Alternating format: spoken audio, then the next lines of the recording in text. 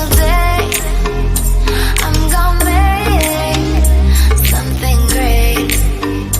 That's my way. Every single day I'm gonna... Welcome back guys to today's video, and I'm going to be showing you how to make a classic apple crumble. I made a rhubarb crumble last year and that was really popular, to be honest, and I haven't done any dessert cookery since. So I thought, as I've been picking my Bramley apples from the garden, I thought I'd make one for you. So what I've got is 300 grams of plain flour.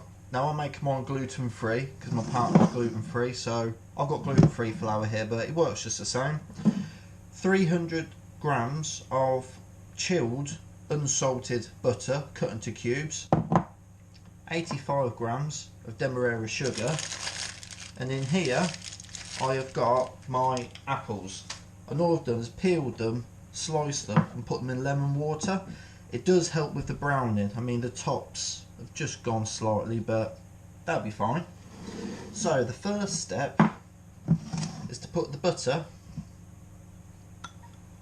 in the flour, and just with your fingertips just rub it all together.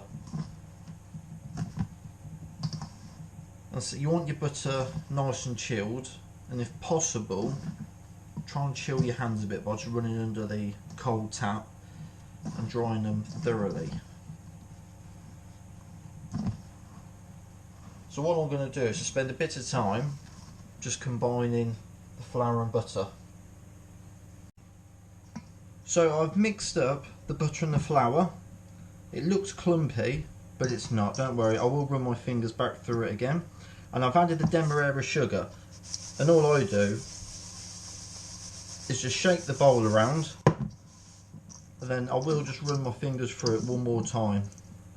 I mean, it doesn't matter if you have got some butter still like this, because it will melt and help with the crust for the crumble.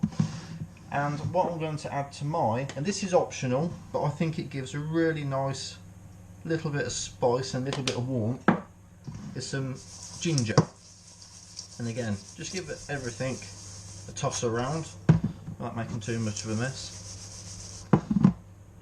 And then the apples,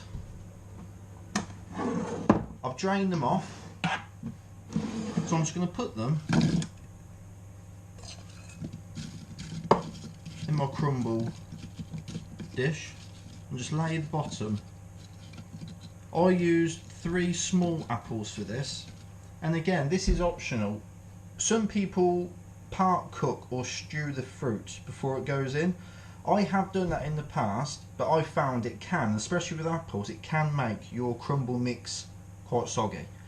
And this doesn't look like a lot of fruit, but because I haven't cooked it down, this will make a nice textured crumble, because we like more crumble than fruit. If you want more fruit and less crumble, you know, have a play.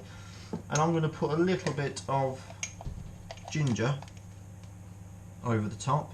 Again, you can put the classic cinnamon over this, but we're not a massive fan of cinnamon. You can sprinkle it with sugar, you can add blackberries, you can add plums, you can add whatever fruit you want to this. This is just the way I'm showing you how we make it, and it always goes down a treat. So obviously put your crumble mix over the top, and just make sure all the fruit's covered, and try and get an even layer. And that is it. That is the crumble ready to go in now. I've preheated my oven to 200 degrees. I'm going to put this in for about 30 to 40 minutes, or until it starts going golden brown. Well, here it is.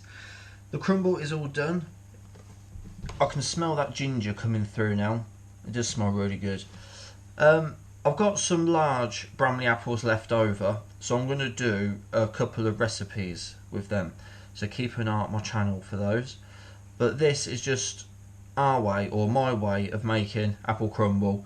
For another alternative in your crumble mix, you can add a handful of oats. That gives a nice texture as well. It's like I said, simple apple crumble. Have it with cream, ice cream or custard.